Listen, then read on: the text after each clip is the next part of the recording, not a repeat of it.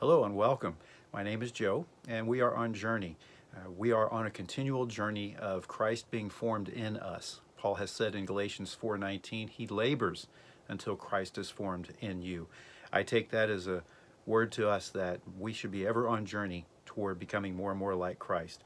The theme of journey, of course, indicates that this is a process, that it's a long haul.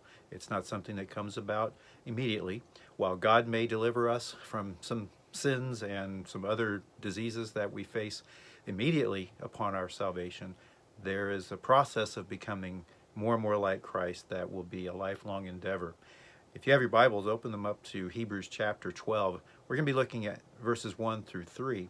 And what I want to talk about there is distractions. There are a couple of words in there that focus on the idea of distractions. And as we journey, we know that there may be things that get in our way. If you're a runner, you know that there are going to be some things that might distract you along the way. It could be a dog that runs out into the street. It could be people around you. There could be any number of things that distract you, like billboards and so forth. And as you drive, there may be other things that distract you as well. Perhaps, again, billboards or cars around you. Could be people in the car with you. Any number of things can distract you. And as a result, may be a danger to you because you're not going to be able to get where you're going if those things persist. The author of Hebrews indicates that faith is a journey. And as he writes to those Jewish Christians who may be tempted to turn away from the faith in order to salvage their lives, he gives them in chapter 11 a great host of witnesses who were faithful to the promise that they never saw fulfilled in their own lifetime. And the author goes on to say that how much more should we remain faithful having received the promise. And as he concludes that chapter, he comes into chapter 12 indicating that there is a race to be run, and we'll talk about that in a moment. I want you to think about distractions in your own life. What are the things that may keep you from focusing on Jesus, as we'll see in a moment? What are the things that make it difficult for you to live out the Christian life? You work so hard to become more and more like Jesus, but there are things outside yourself and inside yourself that get in the way. I want to read to you from Hebrews chapter 12, verses 1 to 3. And as we do, I want to highlight a couple of things there, familiar to you perhaps, but maybe in a way that hadn't been brought to your attention before. We'll do a little bit of a deeper dive into the text as we go.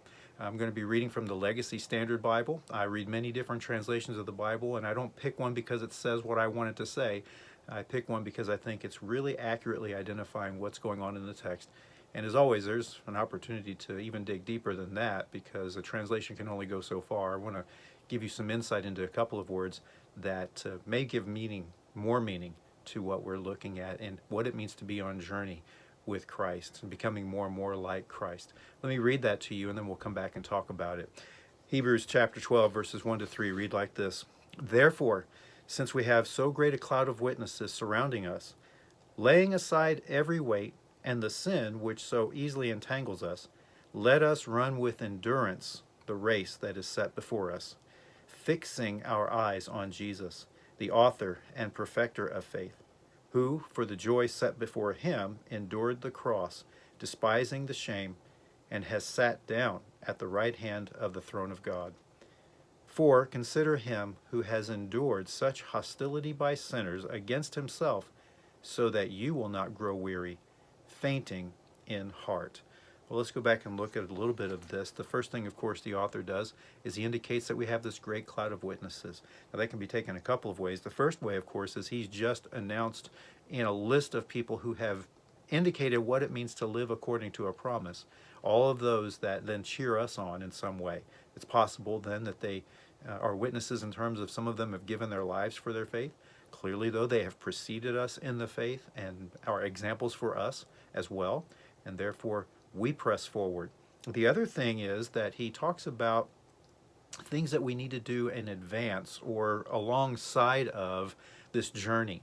The main and the core idea in verses 1 to 2 is that phrase at the end of verse 1 that says, let us run with endurance the race set before us. Let us run. This is the idea, of course, of running in a race. The word there that's race is actually the word from which we get our word agony. It's a word meaning an athletic event that brings about agony and work. But we run that. He says, let us run. And of course, because it's a long distance run, because life is a journey, faith is a journey that requires us to do it with endurance. And so what the author is saying here is that when we do this, as we do this, and we should, it requires patience. But he lists two things that need to be done alongside of that. And the first thing he says is that we need to lay aside every weight, that encumbrance, that obstacle. That word only occurs here in the New Testament. And the idea there is that there's something that's going to prevent us from moving forward as we should. In a race in the ancient world, that would include taking off all our clothes in order to take anything away that would be a hindrance. When you watch the Olympics, you'll see swimmers and runners barely wearing anything, but the goal is to work on that aerodynamics, help them make it through the journey. The other thing may be weight that they lose or take away that prevents them from working as efficiently as possible. And then the writer gets really into our business when he says, and the sin which so easily entangles us. One translator has translated this word, the sin that distracts us. One of the things that we can talk about as we look at our own journey is that we often look at what we are and what God has saved us from, and we still hold on to that. We look at what we used to be. And the fact of the matter is, we're still in process of becoming more and more like Jesus, and that means there is sin in our lives that needs to be dealt with. And what the author is saying there is we need to get rid of that. We need to push that away. We need to set that aside because it does entangle. It distracts. It keeps us away from who we ought to be. We are called to run the race set before us. It's something that's prescribed for us. Paul talks about the fact that we are called to be holy as he is holy. Here what we're seeing in the writer to the Hebrews, he's saying that the whole faith prospect is a journey and it requires endurance. And so it's not something that's done all in one time. It's something that takes place over a period of time. But then he says this at beginning in verse 2 with regard to this running of the race. And he says, as the Legacy Standard Bible says, fixing our eyes on Jesus. That word fixing is a really interesting word. Most of your translations are going to say just looking at. But it's really interesting in that it's a word that actually means to look away from.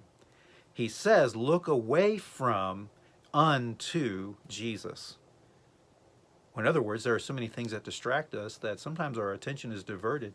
If we're to run toward becoming more like Christ, we need to be looking at Jesus. So what we need to do is look away from everything else that prevents us from looking at Jesus.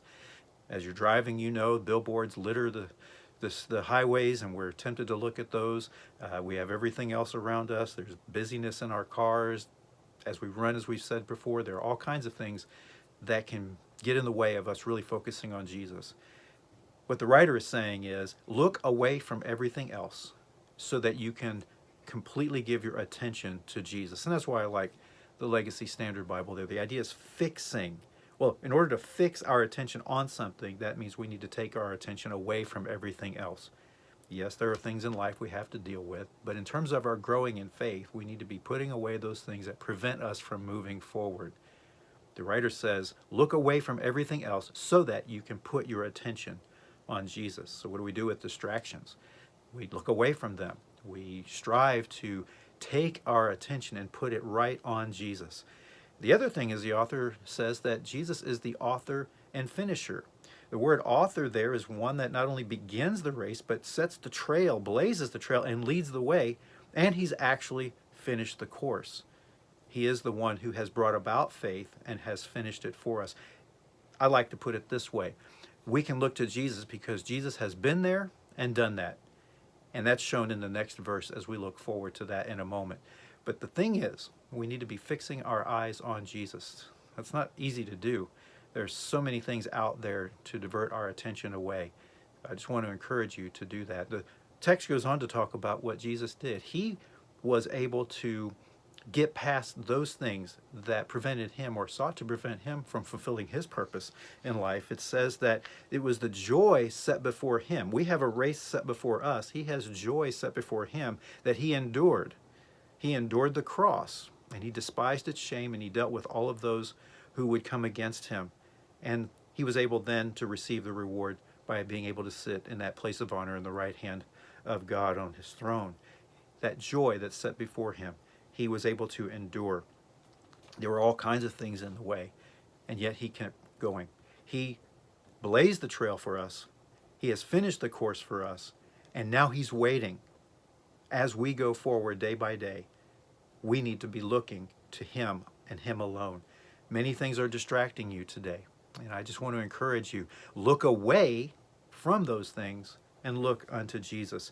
Then the author says in verse 3, for consider him. He endured so much hostility against those from those that were coming against him. He says we need to consider how Jesus was able to endure, so that as long as the journey is, and it is long, he says, you will not grow weary and fainting in heart, or fainting in your spirit, or fainting in who you are in your soul. You don't want to faint. It's similar to what Paul says in Galatians 6:9. Don't grow weary in don't grow weary in well-being or doing well. Don't lose heart. Don't faint. We keep going. How are we going to do that? Well, it's hard because many of us spiritually are distracted. And what we need to do is look at what the writer says here as he encourages and exhorts the Hebrews, the Jewish Christians that he's writing to. What you need to do to be on journey, what you need to do in order to really fulfill what God has called you to be. You need to fix your eyes on Jesus. Look away from the distractions and fix your eyes on to Jesus. Look away from the distractions so that you can look unto Jesus. He's who we're trying to be like. He's the one that will guide us along the way. I want to encourage you today, as best you can, pray about that, identify the things that will distract you, and basically renounce them. What you want to do is fix your eyes on Jesus. Well, until the next time I see you, I pray that the Lord's grace will be upon you, and pray that you will be well and be blessed.